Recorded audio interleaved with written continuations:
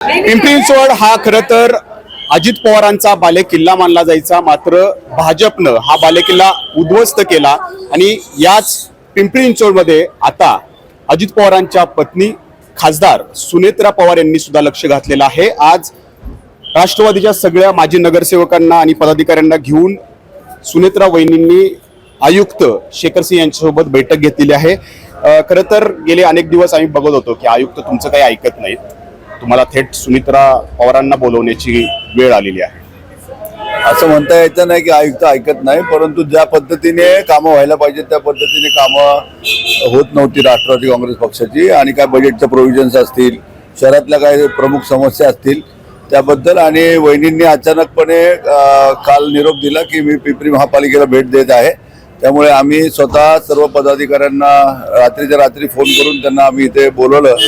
आज खरं पाहतात तर शेखर सिंग साहेबांना तर जनरल बॉडीला सामोरं जावं लागलं असं वाटलं। आम्हाला सगळ्यांना फार आनंद झालेला आहे की पहिल्यांदा असं मी त्यांना म्हटलं की तुम्ही स्वतःला अजून कलेक्टरच समजता, परंतु आज ज्या पद्धतीने वहिनीने ज्या पद्धतीने आज बैठक घेतलेली आहे खरं त्यांची प्रशंसा करावी तितकी चांगली आहे। असं तुम्ही शेखर सिंग यांना बोललात म्हणजे भाजपकडे जास्त कल असल्यामुळे बोललात?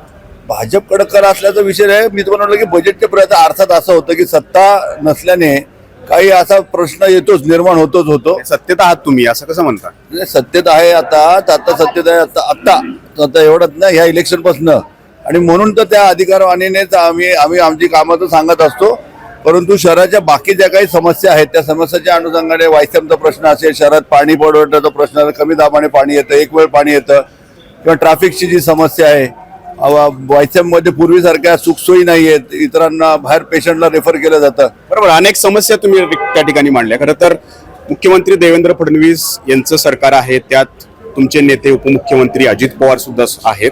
बजेटमध्ये मात्र दुजाभाव दिसला, भाजपला जास्त झुकतं माप दिसलं।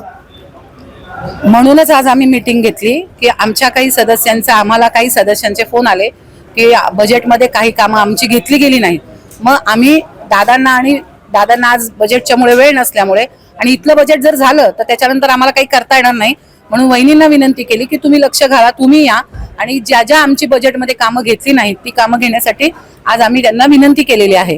फक्त बजेटसाठीच नाही तर पाणी प्रश्न हा फार शहराच्या दृष्टिकोनातून फार मोठा प्रश्न आहे आणि कमिशनरांनी पुढच्या 15 वर्षाच्या नियोजनासाठी परवाच्या दिवशी सगळे अधिकारी बसवले होते, त्याच्यात शहराचा सहभाग असावा, शहरातल्या नागरिकांचा सहभाग असावा अशी सुद्धा सूचना वहिनींनी त्यांना केली। खरं तर बजेट सादर होण्याआधी भाजपचे जे इथले विधान परिषदे असतील, विधानसभेचे आमदार असतील, त्यांनी बैठका घेतल्या आयुक्तांसोबत। दबाव आलं का आयुक्तांवरती? नाही, दबाव आयुक्तांवर आला का तो आयुक्तांचा प्रश्न आहे आमचा। तुम्हाला दिसला का दबाव बजेटच्या अनुषंगाने? आमच्याकडे आजची मीटिंग जी आहे आमची राष्ट्रवादी काँग्रेस पक्षाची एकदम खेळीमेळीने मीटिंग झाली। तुमची मीटिंग झाली खेळीमेळीनं, परंतु बजेटमध्ये भाजपला झुकतं माप दिसलं, तर आयुक्तांवरती दबाव दिसला का भाजपच्या आमदारांचा? असू शकतो ना, आता शेवटी ते मुख्यमंत्री भाजपचे आहेत तर 100% त्यांचा दबाव असू शकतो आणि म्हणूनच आम्ही पण उपमुख्यमंत्री आहे, आमचाही दबाव त्यांच्यावर असलाच पाहिजे आणि म्हणूनच आम्ही ही मीटिंग घेतलेली आहे की आमच्या सगळ्या सहकाऱ्यांची कामं मार्गी लागली पाहिजे। तुमचे आमदार दिसले नाहीत कुठं अण्णा बनसोडे बैठक घेताना जसं भाजपच्या आमदारांनी जशा बैठक घेतल्या आयुक्तांसोबत, तुमचे आमदार बैठक घ्यायला आले नव्हते? नाही, अण्णा आज अधिवेशन असल्यामुळे आज म्हणत नाहीये, अधिवेशन अर्थसंकल्प पालिकेचा सादर होण्यापूर्वी ते दिसले नाहीत असं नाही। आमचं असं ठरलं होतं की वहिनींनी आधी येऊन सगळ्यांचे प्रश्न जे असतील ते आपण आयुक्तांकडे मांडूयात। अण्णा सुद्धा आमच्या सगळ्या नगरसेवकांना आणि इच्छुकांना घेऊन मिटिंगही करणारे आणि ह्याच्या आधी अण्णा स्वतः येऊन गेलेले आहेत। त्यात अण्णा सुद्धा आमच्या सगळ्या नगरसेवकांना आणि इच्छुकांना घेऊन मिटिंगही करणारे आणि ह्याच्या आधी अण्णा स्वतः येऊन गेलेले आहेत, प्रश्न मांडून गेले ते येऊन गेले, परंतु त्यांचं न ऐकता त्यांनी भाजपच्या आमदारांचं ऐकलं। नाही, बघा, ऐकलं नाही असं आम्ही म्हणणार नाहीये, कारण बजेटमध्ये काही कामं आलेली आहेत, पण आम्ही आमची आणखीन कामं येण्यासाठी पूर्वी आम्हाला माहिती आहे, आम्हाला सगळा आज अनुभव आहे, 33 वर्ष आम्ही काम करतो, बजेटला उपसूचना पण देता येतात, तर आमची काही कामं पेंडिंग राहिली असतील तर ती बजेटमध्ये उपसूचनाद्वारे घ्यावीत ही विनंती करण्यासाठी आम्ही आलेलो। अजित पवारांचा याच्या आधी दबदबा आपण प्रशासनावरती पाहिलेला आहे, आता काय अजितदादांचं वचक राहिलं नाही प्रशासनावरती? जर राष्ट्रवादीच्या या सगळ्या माजी नगरसेवकांचा आयुक्त ऐकत नसतील तर? असं होऊ शकत नाही। दादा आहेत आणि या पिंपरी चिंचवड शहरावर दादांचं बारीक लक्ष असतं, त्यामुळं दादांना काय इथे येऊनच मीटिंग घेतली पाहिजे असं काय नाही। अर्थसंकल्प सादर झाल्यानंतर तुम्ही जागे झालेला आहात, सगळे म्हणजे अगदी सुनेत्रा ताईंना यावं लागलं असं काही नाही, ज्याच्यामध्ये काही अर्थसंकल्पामध्ये जी कामं घेतली नाही ती कामं घेण्यासाठी आज ताईंच्या माध्यमातून वहिनींच्या माध्यमातून मिटिंग झाली. अजितदादांना या सूचना द्याव्या लागल्या सगळ्या करायला, असं तुम्हाला न्याय मिळावा म्हणून. तर ते आमचे नेते ते मागणारच ना न्याय. आणि आता तुम्ही काल परवा पाहिलं असेल, मी स्वतः माझ्या प्रभागातल्या आणि इतर नगरसेवकांच्या पण ज्या मागण्या आहेत त्या राष्ट्रवादीचा अध्यक्ष या नात्याने मी मागितलं होतं, त्या कमिशनरला दिल्या. बहुतांश त्यामधल्या विषय त्यामध्ये बजेटमध्ये घेतलेले आहेत. आणि जे प्रमुख मोठे विषय होते ते विकास पाटील पण स्वतः जे आहेत त्यांचे PS ते दर आठवड्याला इथे येतात इथे, ते सुद्धा आयुक्तांना आमचे जे काही काम असतात ते सांगतात. मी शहराध्यक्ष या नात्याने सांगतो. आता प्रत्येक बारीक काम तर अजितदादांना सांगू शकत नाही. तर त्यामुळे दादांना जे सांगायचं आहे, आणि तुम्ही जे म्हटलं की दादांचं वचक तर पूर्ण महाराष्ट्राच्या प्रशासनावर आहे. आज दादांविषयी तर तुम्हाला माहिती आहे की आमच्या शेखर सिंग आयुक्त काय संबंध महाराष्ट्रातले सगळे आयुक्त असू द्या. मग तुमचं ऐकत नाहीत ना आयुक्त, सुनेत्रा ताईंना यावं लागलं. नाही, असं नाही सांगितलं आम्ही, ऐकत नाही असं. मी उलट सांगितलं त्या खासदार आहेत त्या पहिल्यांदाच आल्या, त्यांचं आम्ही स्वागत केलं. आणि आज हेच तुम्हाला म्हटलं की आज पहिल्यांदा वहिनींच्या अध्यक्षतेखाली जनरल बॉडी झाली.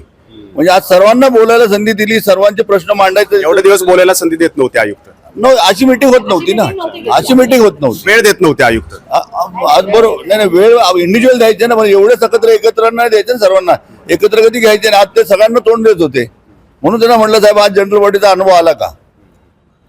देवेंद्र फडणवीसांप्रमाणेच आता अजितदादांचंही आयुक्त ऐकतील म्हणजे 100% का नाही ऐकणार. आम्ही सत्तेत सहभागी आहे आणि नाही ऐकलं तर मला दादा म्हणावं लागतंय आम्ही सत्तेत सहभागी आहोत. अजिबात नाही. दादा आहेत आणि कमिशनरांना ऐकावंच लागेल. बरं, म्हणजे बजेटमध्ये बदल दिसेल आता. 100% दिसेल, 100% दिसेल. काय काय बदल अपेक्षित आहेत? जी आम्ही आणखीन ऍडिशनल कामं सुचवली त्यांची ते म्हणले की आम्ही हे करून तुम्हाला ह्याच्यातनं कामं झालेली दिसतील. तर अर्थसंकल्प सादर झालेला आहे आणि या अर्थसंकल्पामध्ये आणखी वेळ आहे, त्याला उपसूचना ज्या आहेत त्या लावता येतात. आणि त्याच उपसूचनांमध्ये या अजित पवार गटाच्या राष्ट्रवादीच्या ज्या काही कामं आहेत जी आतापर्यंत आयुक्तांनी गांभीर्याने घेतलेली नाहीयेत आणि ती आता या बजेटमध्ये यावेत म्हणून सुनेत्रा पवार यांनी आज आयुक्तांसोबत बैठक घेतलेली आहे. खरं तर उपमुख्यमंत्री अजित पवार यांचा प्रशासनावरती खूप वचक आतापर्यंत पाहिलेला आहे. मात्र पिंपरी पालिकेचा जो अर्थसंकल्प सादर झाला त्यामध्ये मुख्यमंत्री देवेंद्र फडणवीस यांच्या आमदारांकडेच आयुक्तांचं झुकतं माप आपण पाहिलेलं होतं आणि आता तेच झुकतं माप राष्ट्रवादीला भेटतं का? नाजिमुल्ला, ABP माझा, पिंपरी चिंचवड. ABP माझा, उघडा डोळे बघा नीट.